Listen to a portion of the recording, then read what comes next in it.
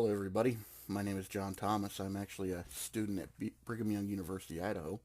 Right now, I'm going to be graduating here in December with a bachelor's degree in marriage and family studies. I'm here today to talk about my internship that I was doing for Citizens for Decency. Citizens for Decency is a nonprofit organization that goes about trying to combat the effects of pornography addiction. Their motto is to educate, protect, and empower. We work our best to educate people through our blogs and through videos about the effects of pornography and how prevalent it is, and some treatments that they can use that help themselves. We protect people by influencing some legislation, trying to limit the effects of pornography, especially for children, through like public libraries, schools, and such. And then we empower those that do have a problem, and we give them hope, knowing that there is a way to overcome this addiction. And we do this through, again, blogs, videos, and such. We give them some tips and tricks, some therapy ideas. You know, we're working on trying to figure out a database for counselors and such. We've been doing a lot, and it's a lot of fun. Citizens for Decency is actually almost entirely run by interns that change every semester, so that's kind of fun. We do have a couple of people that stay on as full-time members. The first one is Craig Cobia. He's actually a manager of a Beehive Credit Union Bank, and he is the founder. And then we get some help from the staff at BYU Idaho that has been immensely helpful. So this video will go through some questions that many people have about the internship, whether I would recommend it and such. So let's get started. So the first question I have to talk about is, how did I find/arrange the internship? Actually, to be completely honest, Citizens for Decency wasn't the first internship that I tried for. I actually tried a couple of other ones in different places, and I was either too late to get in or they went with somebody else. So I went to the BYU Idaho internship website, which the link is here for you, so you can write it down and go to it. And here they have a list of all the internships that people have done in the past and where they're located. I was looking for one a little bit more local to my home area of the Rexburg, Idaho area, and Citizens for Decency popped up, so I threw my hat in the ring there and sent my resume and such and told them I was interested. They actually got back to me fairly quick. About, I think, the next day. They called me and they said they wanted me to come in for an internship interview, which I went to, and I met with the chief of staff, and we just kind of went over what we were expecting during the semester, and they were in the process of overhauling all of their websites and social media options. So I had a little experience with that. So they brought me on. They said we were bringing quite a few internships on, so there was a chance that if I did well, they would put me into a leadership position to kind of watch over other people and make sure stuff is getting done, which I ended up receiving. I'll talk about that a little bit later, as well as going into detail about my job and what you kind of expect from the internship. When I started working for Citizens for Decency, I was given a vague idea of what I was going to be working on during the semester. I knew that as a marriage and family studies major, I was going to be more in charge of writing blogs and finding some self-help therapy ideas that we were going to put on the blogs.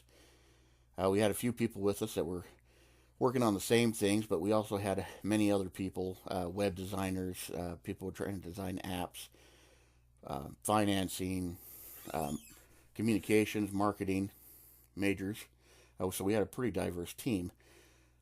It wasn't too long into the internship that they decided they were going to make me the content director as one of the head of departments, and I had a few people under me that they were writing and working on things as well, and they had to send their stuff to me for me to look it over and make sure that the content was correct, and I needed to make sure that their research was current and that it was good research. It wasn't coming from a biased source. That involved a lot of editing. Of course, I kept writing my own blogs. I think over the course of the semester, I wrote about 11 blogs for Citizens for Decency, anything from full-length blogs to quick tips and tricks and such. And then, of course, I also had to do research. Because we were a smaller group, everybody kind of had to play a jack of all trades role. We had our main jobs. Mine, of course, like I said, was the blog writing and such. But I also helped with marketing, fundraising, reaching out to people, and such. And it was a lot of fun. I really enjoyed it, and I learned a lot of skills that I didn't know I had in that situation. How did I benefit Citizens for Decency is a very good question. It's more about what I did while I was there to help Citizens for Decency along. I actually feel like I did quite a bit.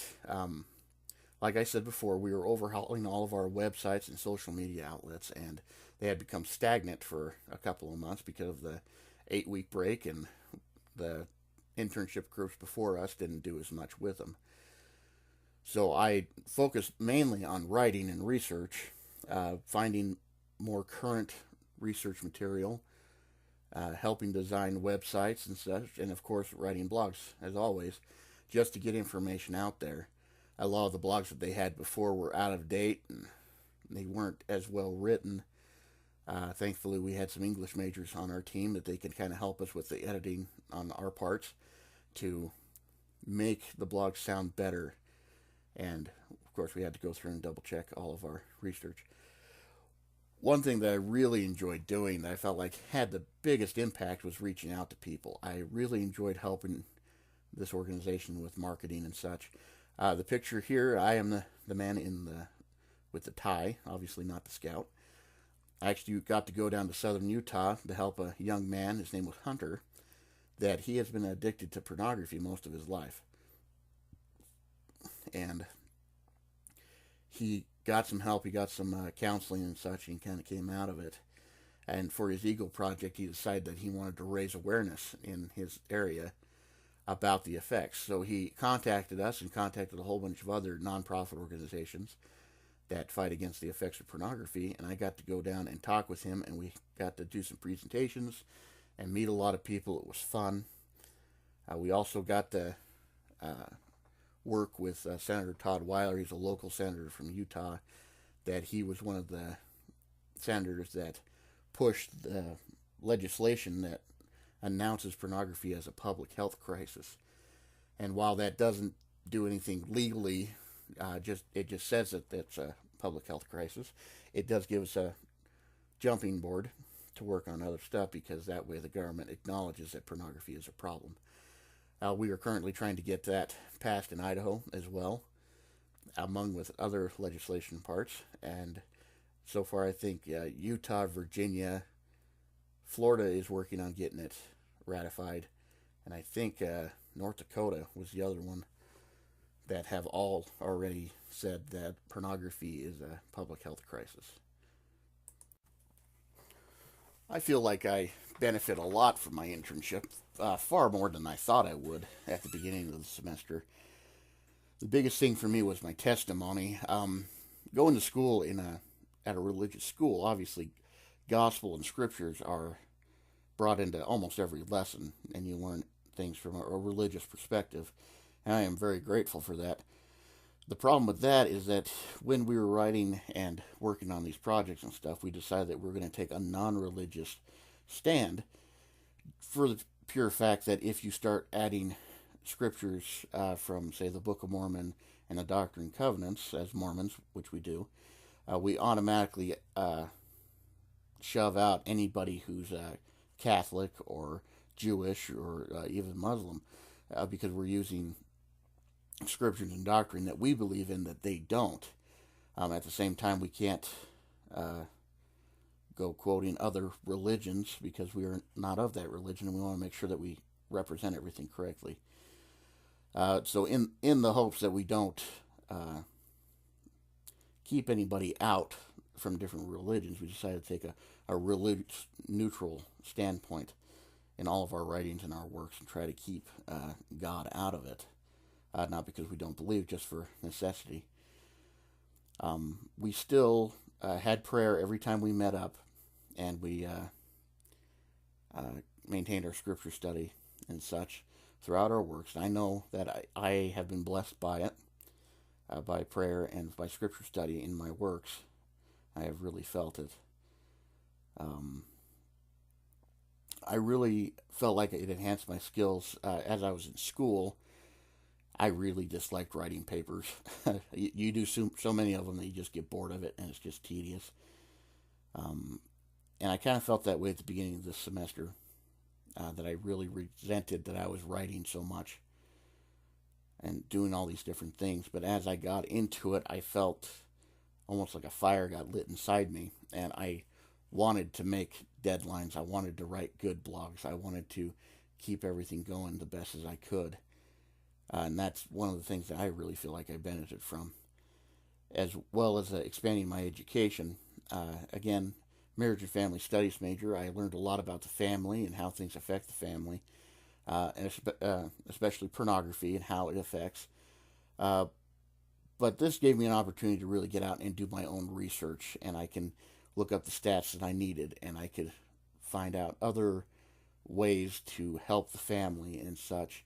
And it really gave me the benefit of education, furthering my education, that is, that I did not foresee when I started the internship. I thought I was just going to be writing. It was just going to be another day at the office, essentially. But I really got to kind of pick my own things to write about, and I really quite enjoyed it. This one was a really hard one to narrow down for me, and an important connection between my coursework and my internship, because there were so many things, and this internship played so well into my major because I could write things from my wheelhouse as a marriage and family studies major. Now, the three things I came up with, obviously, are advocacy, really helping families, and well-rounded coursework. Advocacy was something that I've always had a problem with. I'm generally more of a quiet man. I don't like rocking the boat that much. I learned in my classes that you should be able to stand up for your beliefs, not in a violent, apocalyptic way, but in a way that people know where you stand, and you're trying to make the world a better place, not through tyranny or anything like that, but through laws and trying to just make the world a better place. This internship really helped me with that because it is an advocacy group, and we were trying to change laws and such, and get the information out there, which plays into the really helping families. At this stage in my education, I can't be a counselor or anything like that yet, just because I do not have the education, but I can do research and get blogs and such out there that people can look them up online and get an idea of how it affects the family and such. And then some, like I said before, some tips and tricks to kind of help them overcome and kind of distance themselves from pornography. It's really been enlightening to me, and I've really enjoyed it. And I've gotten some good feedback from some families that have read our blogs and such, and it's been really enjoyable. The last one was one that I always thought was funny, is the well-rounded coursework. People at BYU Idaho sometimes resent the fact that you have to take generals and you're required to take humanities classes and stuff like that. I was kind of the same way. I'm just a farmer from Rigby. I, never really had that much culture.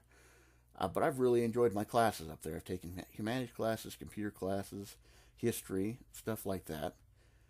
And it's amazing to me how much that's come out in my work for this internship, is that I can bring more things to the table rather than just writing. From my own point of view, I can incorporate things from history and art, and naturally my work with computers has been very helpful. So my advice to anybody who is going to school, if your school system requires you to take electives and stuff like that, is kind of branch out, do some fun classes. You'll never know the effects that they'll have on your life until you take them. I definitely know it has definitely changed my life. I feel that I would definitely recommend Citizens for Decency for an internship. It's a lot of fun. You kind of have free reign over what you're working on, as long as it fits into the overall working with the organization and kind of stand against pornography. In my situation, it was a lot of writing. I can kind of pick what I got to write about in the ways I wanted to write and such. Kind of free reign. It was a lot of fun. That being said, it is an internship that requires you to do a lot of your own work. It's not one that's very structured. in my internship, we met twice a week, usually for an hour to 2 hour meeting each time. The first one was with everybody, with the founder and some staff members from the college, and we talked about kind of what we were working on. And then the second one was one for the internship. We'd kind of get the heads of the departments, the chief of staff, content director, and such, and we'd all get together and we would discuss what we're working on, what we can help with, what's coming up, stuff like that, which was always good.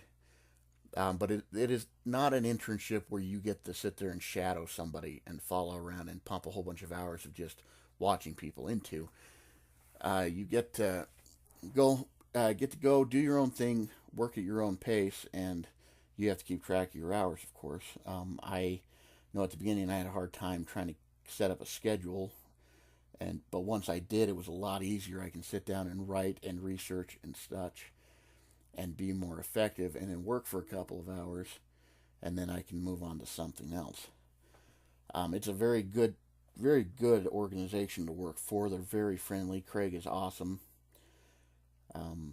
And the internship group we've had, which of course that's the picture of all of us. I'm in the back there. The man in the red tie is Craig Gobia. He's the founder. And then the man in the middle is actually Senator Weiler from Utah.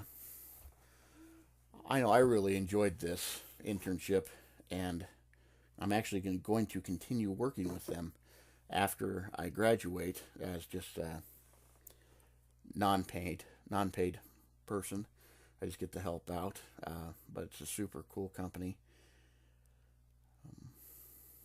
And you really get to feel like you're doing good work, and you actually get to feel your work means something, and you can put your heart and soul into it and really make a difference, and you can see people's reactions to it and such.